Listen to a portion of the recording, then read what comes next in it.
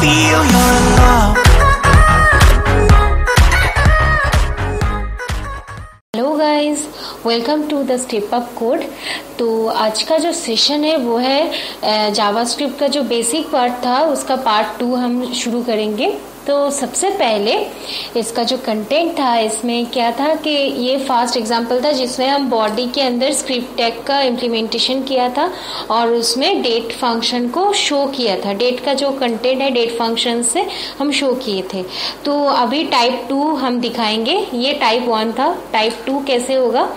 तो सबसे पहले नया फाइल लेते हैं, उसको सेव करेंगे, सेव एज, इसमें रखेंगे ऐसे date1.html लिखेंगे, फिर लेस देन एच करेंगे। इसका जो कंटेंट है हम ऐसे लिखते हैं कि डिस्प्ले डेट, ये बन गया।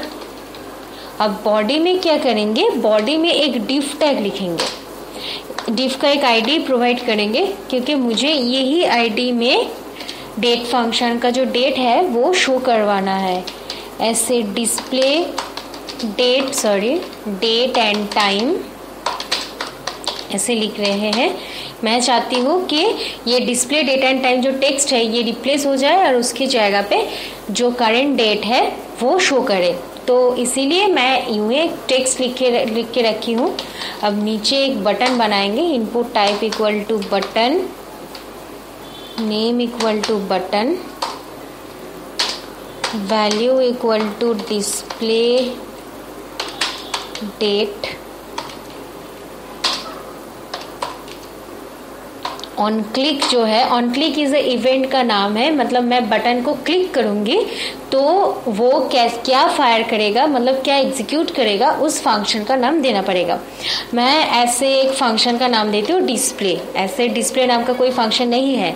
जो तुम इस नाम से जो लिखोगे, ऑन क्लिक में जो फंक्शन का नाम दोगे उसी नाम से तुमको क्या करना पड़ेगा, इसमें हम हेड के अंदर लिखेंगे, हेड के अंदर स्क्रिप्ट टैग के अंदर वही फंक्शन लिखना पड़ेगा। फंक्शन का नाम जैसे जो स्पेलिंग है वही स्पेलिंग लिखना पड़ेगा। कैपिटल लेटर लिखोगे तो कैपिटल, स्मॉल लिखोगे तो स्मॉल। तो ऐसे कैसे लिखोगे, ऐसे फंक्शन बनाओ, फंक्शन का नाम क्या है, डिस्प्ले। ऐसे डिस्प्ले लिखो, इसका सिंटैक्स ऐसे था, सेकंड ब्रैकेट ओपन क्लोज ऐसे बनाओगे। ठीक है, मैं चाहती हूँ इस डिफ टैग का आईडी में प्रिंट करे, तो इसीलिए इसका आईडी क्या, नाम क्या है, txt। तो ऐसे लिखोगे txt dot inner HTML, mind it.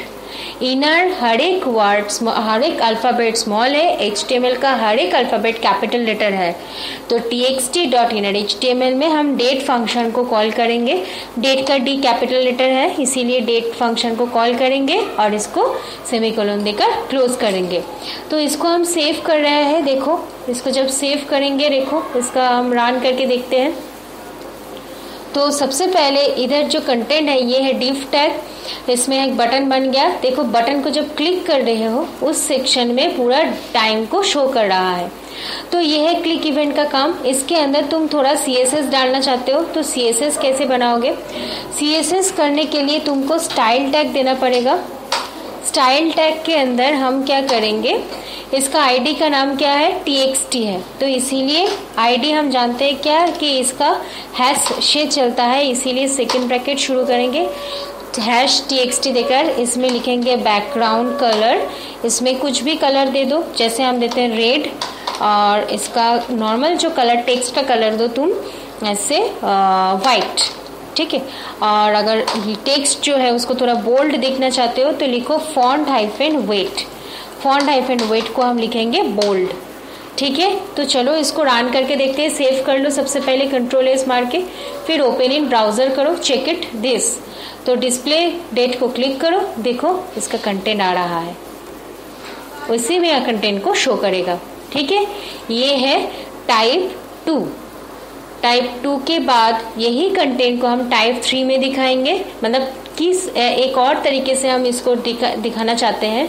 तो कंटेंट को कैसे दिखेंगे, चलो दिखाते हैं। तो सबसे पहले फिर से मैं एक नया फाइल लेती हूँ, उसका जो नाम है उसका नाम देती हूँ date2, सेव एज date2.html ऐसे नाम दे दो। फिर क्या करेंगे, डेट 1 का जो कंटेंट है इसमें पूरा कंटेंट को ही रखेंगे। मतलब जैसे CSS होता है ना एक्सटर्नल CSS, ये भी होता है एक्सटर्नल JS। तो एक्सटर्नल JS मतलब क्या होगा, देखो एक ही पेज में अगर तुम कंटेंट स्क्रिप्ट का कंटेंट रखोगे और HTML का कंटेंट रखोगे तो पेज का साइज थोड़ा बढ़ जाएगा, मतलब इंक्रीज करेगा, तो इससे पेज लोडिंग में थोड़ा दिक्कत हो सकता है। तो that is why you can write the script portion outside of the HTML। Okay, तो चलो कैसे बनते हैं वो दिखाते हैं।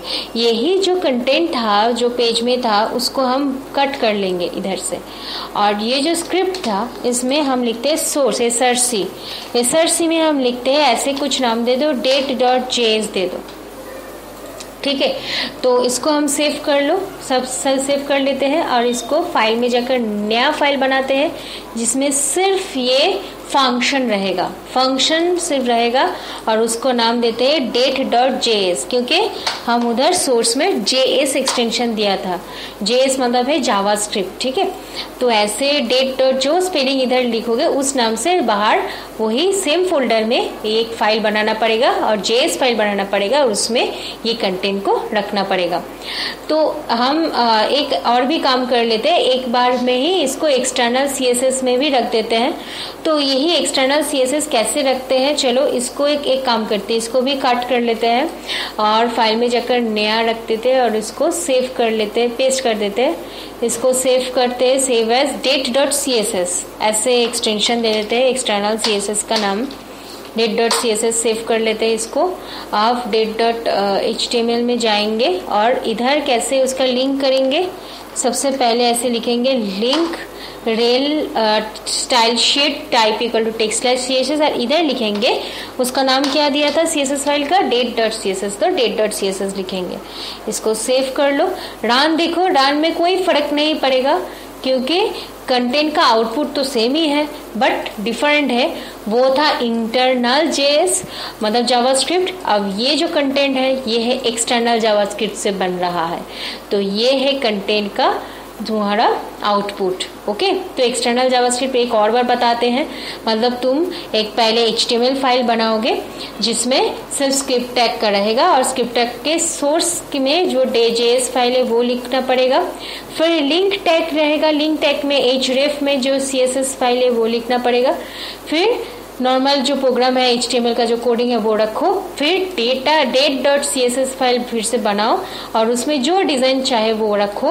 और date.js फाइल जो है, date.js फाइल में क्या करोगे, date.js में सिर्फ फंक्शन का जो फंक्शन है मेन फंक्शन वो कंटेंट को रखो। तो इससे क्या होगा, कनेक्शन रहेगा date.html से, बट रन HTML फाइल से ही करना पड़ेगा। ठीक है, तो ये है तुम्हारा एक्सटर्नल जावास्क्रिप्ट। ठीक है, अगर कोई कंफ्यूजन हो, कोई प्रॉब्लम हो इसमें करने में या फिर कुछ और, तो कमेंट में ज़रूर करो, कोई प्रॉब्लम होता है। और अगर मेरा कंटेंट पसंद आ गए तो प्लीज़ लाइक करो, शेयर करो। ठीक है, ओके, थैंक यू।